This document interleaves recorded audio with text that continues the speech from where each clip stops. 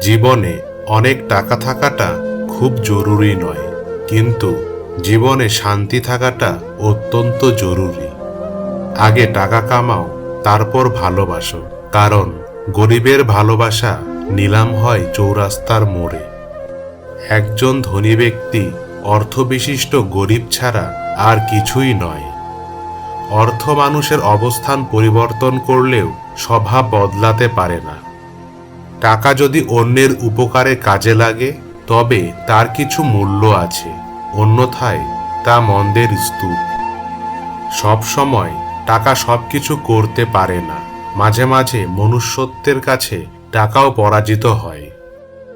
এই পৃথিবীতে আপনার আপন মানুষ, কাছের মানুষ, পাশের মানুষ কোনো কিছুরই অভাব হবে না, যদি আপনার টাকা থাকে। টাকা ধার দেওয়ার সময় নিজেকে মহান মনে হয়, আর পাওনা টাকা চাওয়ার সময় নিজেকে ভিক্ষুক মনে হয়।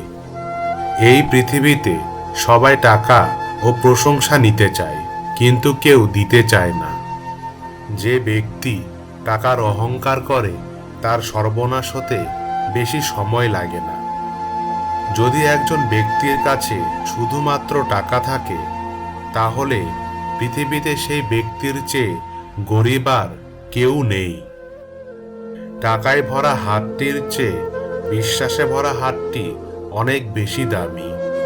কিছু মানুষের অনেক টাকা থাকলেও মানুষকে সাহায্য করার মন থাকে না, আর কিছু মানুষের টাকা কম থাকলেও নিজের সাধ্যমতো চেষ্টা করে অন্যকে সাহায্য করার।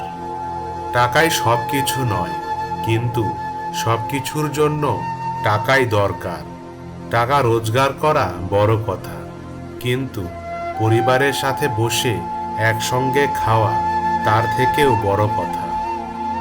আজকের যুগে যার টাকা আছে সবাই তার বন্ধু। টাকার প্রশ্ন হলে সবাই এক ধর্মের। অনেকে বলে আমি নাকি টাকাকে ভালোবাসি, কিন্তু আমি টাকাকে না, আমি অভাবকে ভয় পাই। টাকা দিয়ে খুশি কেনা যায়, কিন্তু শান্তি কেনা যায় না। পার্থিব জীবনে টাকা ছাড়া সুখী হওয়া যায় না। টাকা ছাড়া প্রত্যেকটা পুরুষ অসহায়। জীবনে টাকা ইনকাম করতে না পারলে কাউকে পাশে পাবে না। স্বার্থ আর অর্থ ভালো মানুষকেও অমানুষ করে তোলে।